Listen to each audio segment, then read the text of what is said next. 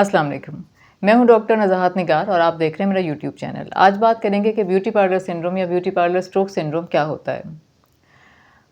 مختلف medical journals اور be B C نے اس قسم کے کئی واقعات رپورٹ کیے مختلف سالوں کے اندر، جیسے کہ 1997 میں رپورٹ ہوا، 2000 میں، 2004 میں، 2016 میں، اور کچھ عرصہ پہلے انڈیا میں بھی اس طرح کا واقعہ رپورٹ ہوا کہ کچھ لوگوں نے پارلر سے اپنا سر دھلوایا شیمپو سے اور اس کے بعد انہیں برین سٹروک ہو گیا۔ کئی مرتبہ یہ ہوا کہ انہیں اس وقت ان لوگوں کو کوئی ڈسکمفرٹ زیادہ تر کیسز میں محسوس نہیں ہوا، جبکہ اس کے تقریباً 2 دن بعد کسی کے اندر یہ ہوا کہ انہیں مائیگرین جیسے ہیڈ ایک شروع ہو گئے، یا کسی کے ساتھ یہ ہوا کہ انہیں ڈیزینس اور کوئی اور ڈسکمفرٹ کی فیلنگ آ گئی، یا کسی کے بولنے کے اندر لکنت یا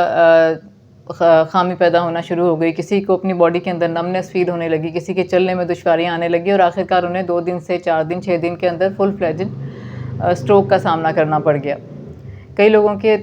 کئی مہینے علاج ہوئے، اس کے بعد وہ دوبارہ بولنے قابل ہوئے یا اسٹک کے ساتھ چلنے قابل ہوئے۔ ایک صاحب جو اسٹک کے ساتھ چلنے قابل ہوئے اور اس کے بعد بھی 3 مہینے علاج کے بعد بھی وہ ڈرائیو نہیں کر پا رہے تھے، تو انہوں نے اپنا معاملہ وہ لے گئے کورٹ تک، جو کہ بعد میں آؤٹ آف کورٹ سیٹلمنٹ کی صورت میں انہیں 90,000 پاؤنڈ جو تھے وہ سیلون نے ادا کیے۔ ان کیسز کے حوالے سے ڈاکٹرز کا کہنا یہ تھا کہ جب پیچھے کی طرف سر ڈال کے گردن کو بہت اوور ایکسٹینڈ کر کے سر دھویا جا رہا ہے، تو اس کے اندر جو خون کی نالیاں شریانیں دماغ کو خون پہنچاتی ہیں، جس طرح کے ورٹیبرل آرٹریز ہوتی ہیں، کیروٹیڈ آرٹریز ہوتی ہیں، ان کے اندر کوئی ان کی لائننگ میں انجری ہو جاتی ہے یا اس کے اندر زخم آ جاتا ہے، جس کی وجہ سے وہاں پہ کلاٹ بن جاتے ہیں، ان کے خون کے لوتھڑے بن جاتے ہیں، اور بعد میں وہ جو کلاٹ ہے وہ دماغ کو خون پہنچانے والی نالیوں کے اندر جا کے پھنس جاتا ہے، جس کی وجہ سے دماغ کا جو آگے کا حصہ ہوتا ہے اس نالی سے آگے اس کو خون نہیں پہنچتا، اسے آکسیجن اور نیوٹرینٹس نہیں وہاں پہ نہیں پہنچ پاتے، تو اس کی وجہ سے سٹروک ہو جاتا ہے۔ یہ کیسز نہ ہونے کے برابر ہیں، مطلب ڈاکٹروں کے مطابق یہ ایک بہت زیادہ ریئر ایونٹ ہے جس کے اندر ایسا ہو جاتا ہے، لیکن ڈاکٹروں کا یہ بھی کہنا ہے کہ اس حوالے سے کوئی حتمی بات نہیں کہی جا سکتی۔ یہ بھی تو اس بات کا امکان بھی اپنی جگہ قائم رہتا ہے کہ ہو سکتا ہے ان لوگوں کی جو خون کی نالیاں تھیں ان میں پہلے سے انجری موجود تھی اور اس کی وجہ سے کلاٹ کسی اور وجہ سے بنا ہو، لیکن اس بات کا بھی ثبوت نہیں ہے کہ اس طرح سے دھلنے کے بعد وہاں پہ انجری ہوئی ہے اور اس کے بعد ہی کلاٹ بنا ہو۔ نہ آپ اس کے حق میں کوئی دعویٰ کر سکتے ہیں، نہ آپ اس کے خلاف۔ اس حوالے سے سن 2000 میں امریکہ میں کچھ ڈاکٹرز نے ایک چھوٹی سی آبزرویشنل اسٹڈی کے بعد اس بات کی تجویز دی کہ وہ لوگ جنہیں پہلے ہی پین اور ساتھ میں ڈیزینس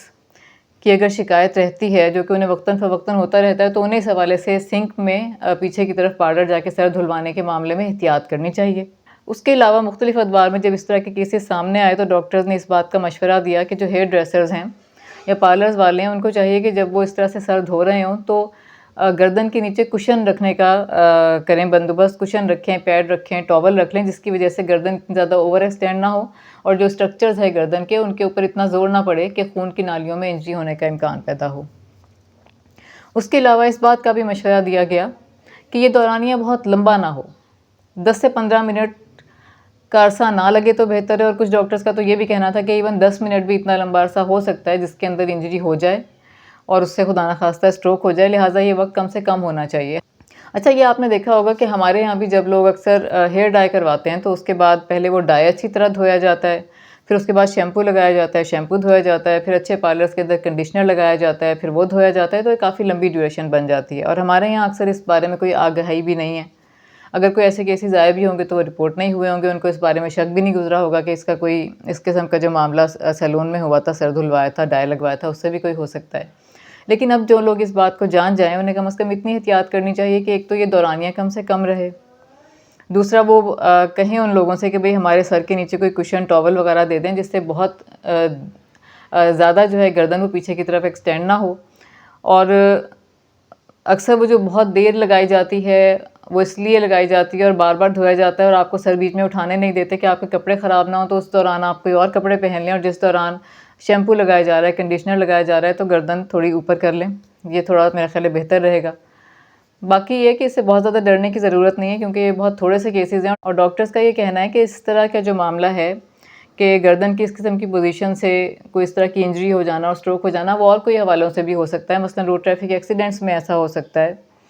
یا بنجی جمپنگ میں ہو سکتا ہے، جو لوگ اسکینگ کرتے ہیں اس میں ہو سکتا ہے، ایون یوگا کرتے ہوئے ہو سکتا ہے، حتیٰ کہ اگر آپ کسی آکورڈ پوزیشن آپ کی بن جائے بیڈ سے اٹھتے ہوئے یا چھینک لیتے ہوئے تو خدا نخواستہ اس میں بھی ہو سکتا ہے، لیکن یہ بہت ہی ریئر کیسز ہیں، اس لیے ان سے ہر وقت ڈر کے اور پارلر میں جا کے سر دھلوانا وغیرہ چھوڑنا نہیں چاہیے. ہاں تھوڑی سی احتیاط آپ نے کرنی ہے. ایک تو یہ کہ دورانیہ بہت لمبا نہ ہو, کوئی کشن وغیرہ پیچھے رکھا ہو. اگر آپ کو آج کی ویڈیو کارآمد لگی ہے تو اس کو لائک کیجیے گا, اپنے ملنے جلنے والوں کے ساتھ شیئر کیجیے گا تاکہ انہیں بھی آگاہی حاصل ہو. اگر آپ ایسی مزید ویڈیوز دیکھنا چاہتے ہیں تو میرے چینل کو سبسکرائب کیجیے گا. آئندہ تک کے لیے اجازت دیجیے. خدا حافظ.